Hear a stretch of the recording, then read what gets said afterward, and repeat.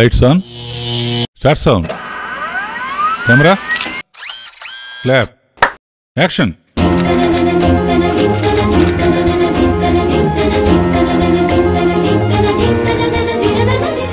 Om Namo Venkatesaya.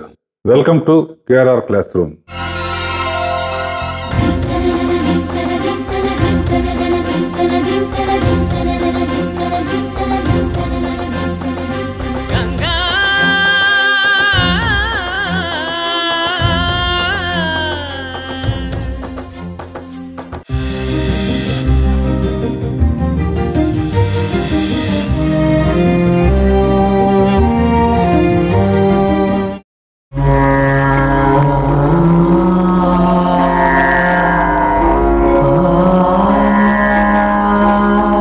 ఈ సీన్లో విషయం ఏంటంటే డ్యూయల్ రోల్ అన్నమాట.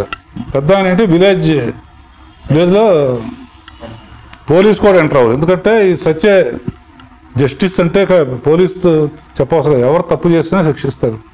అలాంటి క్యారెక్టర్ మనం ఎస్టాబ్లిష్ చేసి అలాంటి ఇంట్లో వాళ్ళ అమ్మాయి ఆయనకి ఇష్టం లేకుండా వీరని కొడుకును వాళ్ళు ప్లాన్ చేసిన కొడుకును చేసుకుని వచ్చిన దాన్ని అన్నయ్యని కన్విన్స్ చేసి తీసుకొద్దామని, పెళ్ళి వద్దన్నామని ఎట్లా గుళ్ళో చేసేస్తున్నారు కనుక కన్విన్స్ చేసి ఆయన రిఫ్యూజ్ చేయాలి.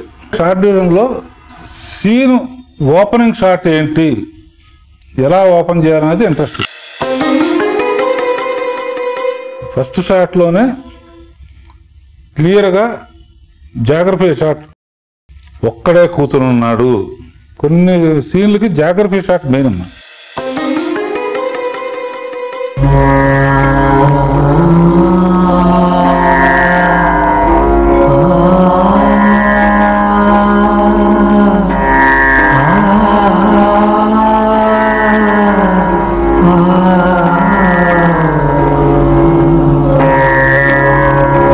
నమస్కారం బ్రహ్మణ గారు.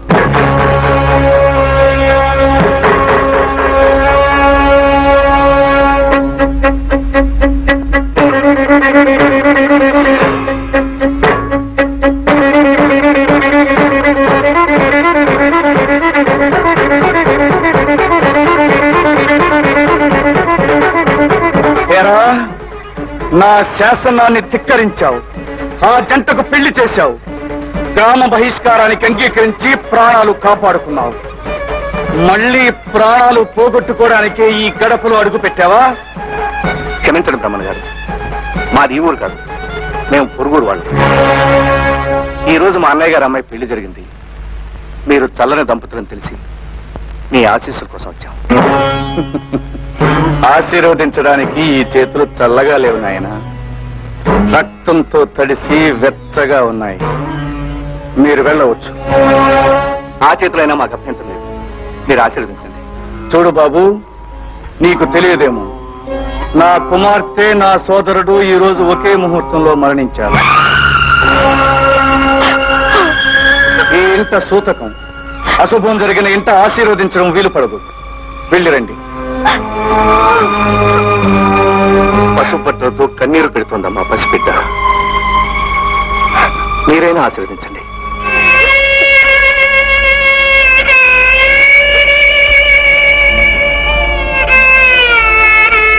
ఆయన నా మెళ్ళో తాళి కట్టిన మరుక్షణమే నా గోత్రం మారిపోయింది బాబు. ఆయన ఇంట సూతక వస్తే నాకు అంతేగా.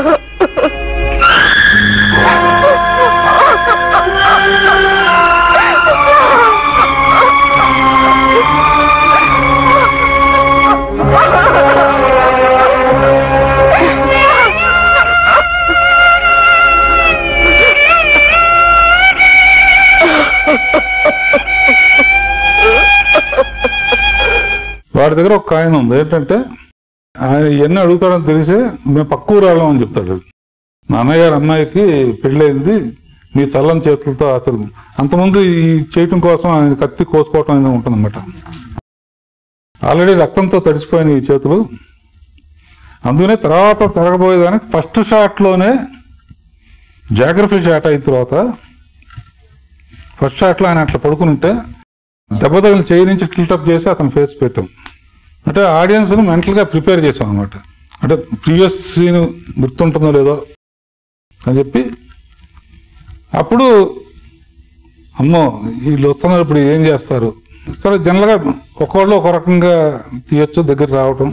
బట్ డ్రామా డైలాగ్ డ్రామా అవసరం కనుక ముందు వీడియో అనుకుని బహిష్కరణ చేసినప్పుడు ఎందుకు వచ్చావు, నా ఇష్టం లేని పెళ్ళి ఎందుకు చేసావు అని మీరు పొరపాటు పడుతున్నారు, మేము పక్కూరు వెళ్ళాం అని చెప్పాడు. ఆడియన్స్కి ఒక ఇంట్రెస్ట్ అయిన తర్వాత అప్పుడు వాడు అంటాడు తడిసిపోయిన చేతి ఆ చేతులు అయినా మీ చల్లని చేతులు అయ్యి ఆశీర్వదించాలంటే ఎంత స్ట్రిక్ట్గా ఉంటాడని చెప్పడం కోసం, చూడు బాబు ఈరోజే మా ఇంట్లో నా కూతురును నా తమ్ముడు ఒకే రోజు మరణించారు, ఇంట్లో సూతకం కనుక చేయకూడదు దానికి అని వెళ్ళిపోతాడు. ఇతను అని అక్కడ ఉన్నాడు అనుకో ఇంట్రెస్ట్ ఉండదు. మళ్ళీ వెళ్ళిపో పిల్లల మీద కంట్రోల్ చేసుకున్నాడు.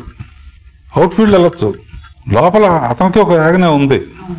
ఆ పిల్లల మీద చెయ్యి పెట్టుకుని ఇలా ఇద్దరిని బతుకున్నాను చచ్చిపోయారు అన్నానే అన్నదానికి ఇతను ఆన్సర్ ఏంటంటే, అన్నా మీరైనా ఒక ఆడదానికి చాటి ఆడది ఆశ్రదం అన్నప్పుడు అక్కడే సమానం చెప్పొచ్చు.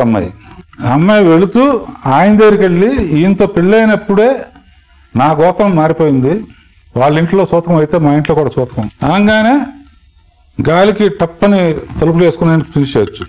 వాళ్ళు వెళ్ళే షాట్లోనే అమ్మాయి ముందు వరకు వచ్చి గుమ్మం మీద పడి ఏడవటం లేకపోతే ఆ సీన్లో ఆ డ్రామా ఉండదు.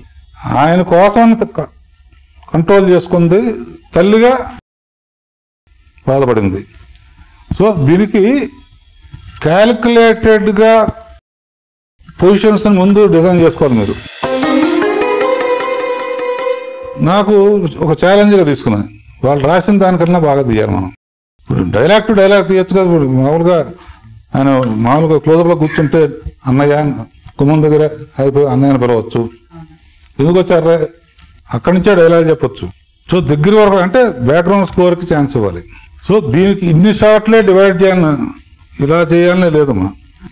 ఆ సీను డ్రామా సీనా, లైటర్ విన్ సీనా, కామెడీ సీనా, విలన్ సీనా, ఇది ఊరినే ఎందుకు చూపించానంటే అమ్మా సీన్ డిమాండ్ని బట్టి షార్ట్స్ ఉంటాయి. How to open a scene geography షాట్లో ఫస్ట్ జాగ్రఫీ షాట్ లేకుండా యాక్చువల్గా చేయి నుంచి ప్యాన్ చేసి అతని ఫేస్ చూపించచ్చు. ఆ ఇంట్లో ఒక్కడే ఉన్నాడు, ఒక మూడీగా ఉన్నాడు. ఆ ప్రీవియస్ సీన్ దృష్టిలో ఆడియన్స్ కూడా దానికి కనెక్ట్ అయిపోతారు. ఏం జరగబోతుందని మళ్ళీ, ఎందుకంటే అంతకుముందు హెవీ డ్రామా జరిగింది ఒక సైలెంట్ షాట్ జాగ్రఫీ షాట్లో. అలాగే how to close a scene, close అక్కడే చేయొచ్చుగా. ఆయన పెళ్ళైన రోజే నా గోత్రం కూడా మారిపోయింది అన్నప్పుడు చేయొచ్చు. సో షార్ట్స్ అనేది మనం తీసే సీన్ ఏంటి, దానికి ఎలా షార్ట్ డివిజన్ చేయాలి అనేది మెయిన్ తప్ప ఇన్ని షార్ట్స్ అనేది లేదు. బొబ్బిలి బొమ్మన క్యారెక్టర్ని బాగా హైలైట్ చేసినాం. అట్ ద సేమ్ టైం ఒక మామూలు గృహిణి తన భర్త అంటే భారతీయ స్త్రీ తన భర్త అడుగుజాడల్లోనే నడుస్తుంది. అవసరమైతే తన కడుపులో పుట్టిన బిడ్డనైనా వదులుకోవడానికి సిద్ధపడుద్ది.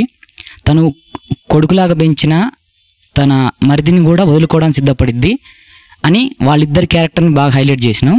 అట్ ద సేమ్ టైం మళ్ళీ బాబాయ్ కృష్ణంరాజు క్యారెక్టర్ని తక్కువ చేయకుండా అన్నయ్య ఒక సార్ట్ ఆఫ్ రూల్స్ అండ్ రెగ్యులేషన్స్కి అలవాటు పడ్డ మనిషి కాబట్టి ఆ మనిషి ఇప్పుడు అర్థం చేసుకోలేడు.